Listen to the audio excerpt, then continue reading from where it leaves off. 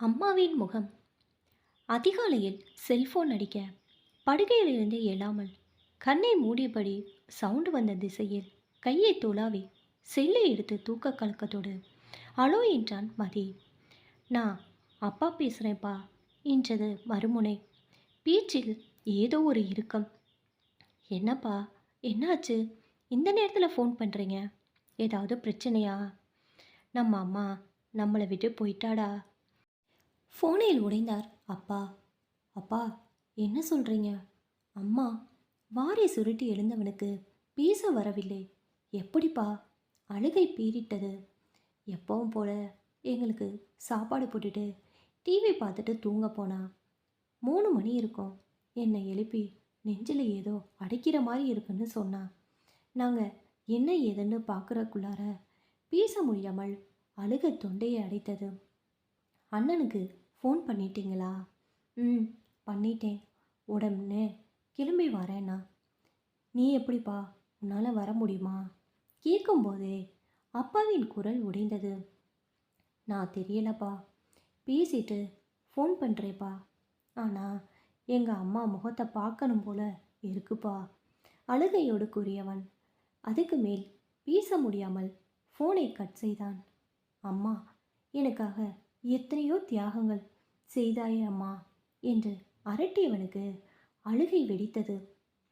அவனது அழுகுரல் கேட்டு சக நண்பர்கள் எழுந்தார்கள். ஏ மதி, என்னாச்சு என்று பதறினர். அம்மா அம்மா. அதற்கு மேல் அவனால் கூற முடியாவிட்டாலும் அவர்கள் புரிந்து கொண்டனர். அவனை சூழ்ந்து ஆதரவாய் அணைத்து கொண்டனர். இப்போ நீ போகணும் இல்லையா? போகணும். ஆனால் விடிந்ததும் நம்ம சூப்பர்வைசர் கிட்ட பேசுவோம். அவர் என்ன சொல்கிறாரோ அதுபடி செய்வோம் என்றவன் என்ன கண்கள் மட்டும் அருவியாக. சார், நம்ம மதியோட அம்மா இறந்துட்டாங்களாம். ராத்திரி 2 மணிக்கு ஃபோன் வந்தது. என்னப்பா நீங்கள் எனக்கு அப்போவே இன்ஃபார்ம் பண்ண வேண்டியதானே என்றவன் மணியின் கைகளை ஆதரவாக பற்றி கொள்ள மதி உடைந்தான். மதி ஊருக்கு போகணும்னு விருப்பப்படுறான் சார். கடைசியாக ஒரு தடவை அம்மாவை பார்க்கணுன்னு ஆசைப்பட்றான். அதுக்கு நீங்கள் தான் ஹெல்ப் பண்ணணும் சார். எப்படிப்பா? நம்ம கம்பெனியில் ஒரு வருஷத்துக்கு ஒரு முறை தான் அனுமதி. அதுவும் மதி 6 மாதம் முன்னால் தான் ஊருக்கு போயிட்டு வந்தான். வளைகுடா நாடுகளோட சட்ட திட்டம் தான் உங்களுக்கு தெரியுமேப்பா. அதுவும் அவன் பார்க்குற சைட்டோட வேலையை 1 மாதத்துக்குள்ளார முடிக்கணும்னு எம்டி சொல்லியிருக்காரு. சார், அவங்க அம்மா முகத்தை ஒரு தடவை பார்க்கணுன்னு ஆசைப்பட்றான். 1 வாரம் மட்டும் லீவு வாங்கி கொடுங்க சார், ப்ளீஸ்.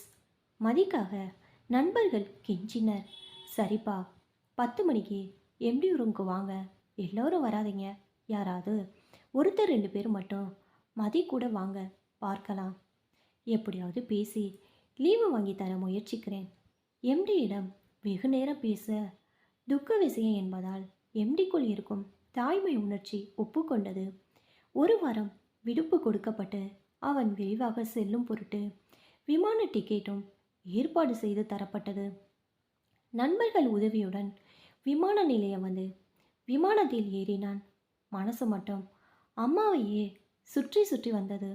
மனசுக்குள் அம்மா தனக்காக பட்ட கஷ்டங்கள் எல்லாம் ஒன்று பின் ஒன்றாக நினைவுக்கு வர கண்கள் கண்ணீரை வடித்தபடி இருந்தன. எப்படியும் 4 மணிக்கு திருச்சி போயிடலாம், 6 மணிக்கெல்லாம் வீட்டுக்கு போயிடலாம் என்று நினைத்து கொண்டான். கடைசியாக அம்மா முகத்தை பார்த்துடலாம் என்ற நம்பிக்கை முளைத்த போது அழுகை வெடித்தது. அப்போது விமானம் ஒரு சில காரணங்களால் சென்னையில் இறக்கப்படும். அங்கிருந்து திருச்சி செல்லும் பயணிகள் வேறு ஒரு விமானம் மூலமாக அனுப்பி வைக்கப்படுவார்கள். பயணிகளுக்கு ஏற்பட்டு உள்ள இந்த அசௌகரியத்துக்கு மன்னிக்கவும், நன்றி என்ற அறிவிப்பு வெளியாக, ஐயோ அம்மா என்று கத்திய மதியை அனைவரும் ஒரு மாதிரி பார்த்தனர். சென்னையில் விமானம் இறக்கப்பட திருச்சி செல்லும் பயணிகள் அனைவரும் ஒரு அறையில் தங்க வைக்கப்பட்டனர். மணி 3 ஆகியிருந்தது. அங்கிருந்த ஃபோன் மூலம் தனது அண்ணனை தொடர்பு கொண்டான். அண்ணே, அழுகை முந்தி கொண்டது. என்னப்பா, திருச்சி வந்துட்டியா? உன்னதான் எதிர்பார்த்துக்கிட்டு இருக்கிறோம். விமானத்தில் ஏதோ பிரச்சனையா சென்னையில் இறக்கிட்டாங்கண்ணே. வேறு விமானத்தில் திருச்சிக்கு அனுப்புகிறாங்களாம். 1 மணி நேரத்தில் திருச்சி வந்துடுவேன். வீட்டுக்கு எப்படியும் 7 மணிக்குள்ளே வந்துடுவேன். அம்மாவை தூக்கிட வேணானே. சரிப்பா, கவலைப்படாம வா, அண்ணன் ஆறுதல் கூறினார். ஃபோனை வைத்தவன் விமான நிலைய அதிகாரி ஒருவரிடம் சென்று, எப்போ சார் திருச்சிக்கு அனுப்புவீங்க என்றான். 5 மணி ஆகும் என்று சாதாரணமாக சொல்ல, 5 மணியா சார்? நான் எங்கள் அம்மா இறந்ததுக்கு போகிறேன் சார் என்று கத்தினான். நான் என்ன சார் பண்ணட்டும்? திருச்சியிலிருந்து வந்துக்கிட்டு இருக்கிற விமானத்தில் தான் அனுப்ப முடியும். எத்தனை மணிக்கு வருதோ வந்த உடனே அனுப்பிடுவோம் என்றார். தனது ராசியை நொந்தபடி சோகமாய் ஒரு நாற்காலியில் அமர்ந்தான். ஊரில், என்ன மாணிக்கம், மணி 5 ஆயிடுச்சு, இதுக்கு மேலேயும் போட்டு வைக்கிறது நல்லா இல்லை. ஐஸ் வச்சிருந்தாலும் இனிமே தாங்காது. அதுவும் நாளைக்கு சனிக்கிழமை வேற. அதனால் எவ்வளோ நேரம் ஆனாலும் இன்னைக்கே முடிச்சிடுறது நல்லது என்றனர் ஊர்க்காரர்கள். ஆதி, தம்பிக்கு ஃபோன் போட்டு எங்கே வரான்னு கேளுப்பா. எப்படிப்பா? அவனா கூப்பிட்டாதான் உண்டு. அவன்கிட்ட தான் சிம் கார்டு இருக்காதே என்றான். சரி, ஆக வேண்டியதை பாருங்கப்பா. மதி வரபடி வரட்டும், வந்தா நேரா சுடுகாட்டுக்கு வரட்டும் என்று சொல்ல, கடைசி யாத்திரைக்கு அம்மாவை தயார் செய்தார்கள். விமானம் திருச்சி வரும்போது மணி 6. கையில் லக்கேஜ் ஏதும் இல்லாததால் வேகமாக வெளியேறி ஃபோனில் அண்ணனை தொடர்பு கொண்டான். அண்ணே, திருச்சி வந்துட்டேன். எப்படியும் 1 மணி நேரத்தில் வந்துடுவேன். சரிப்பா, நேராக சுடுகாட்டுக்கு வந்துடு. சுடுகாட்டுக்கா? ஆமாம், எல்லா ஏற்பாடும் பண்ணியாச்சு. இப்போ தூக்க போகிறோம். உனக்காக அங்கே காத்திருக்கிறோம். வேகமாக வந்துடு. சரிண்ணே. விரிவாக வெளியேறி வாடகை காரில் பேரம் பேசாமல் ஏறிக்கொண்டான். டிரைவரிடம், எவ்வளோ சீக்கிரம் போக முடியுமோ அவ்வளோ சீக்கிரமா வேகமாக போங்க என்றவன் கண்கள் மூடியபடி அழுகையை அடக்கி கொண்டான். என்ன ஆதி, மதி எங்கே வரானாம்?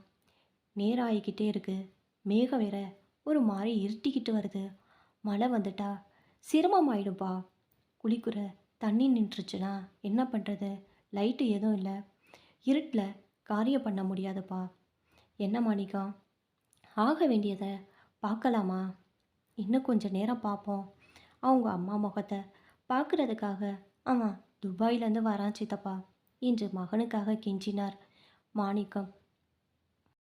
ஒரு சில துளிகள் தூறல் விட மாணிக்கம், தூறல் வேற வந்துருச்சு, பெரிய மழையாயிட்ட சிக்கல்பா. சரி, ஆக வேண்டியதை பார்க்கலாம் சம்மதித்தார் மாணிக்கம். சுடுகாட்டில் செய்ய வேண்டிய காரியங்கள் முடிந்து மனைவியை குழிக்குள் இருக்கும் போதாவது மதி வந்துட மாட்டானா என்று அவர் மனம் தவித்தது. அவர் கண் முன்னால் அவர் மனைவி குழிக்குள் இறக்கப்பட அதை காண முடியாதவராய் கண்களை மூடியபடி கதறியபடி மண் அள்ளி போட்டார். அவரை தொடர்ந்து பெரியவன் அழுதபடி மண் அள்ளி போட மற்றவர்களும் மண் அள்ளி போட்டுவிட்டு நகரும்போது, வெட்டியானிடம் நல்லா மூடியிருப்பா என்று சொன்னார் ஒருவர்.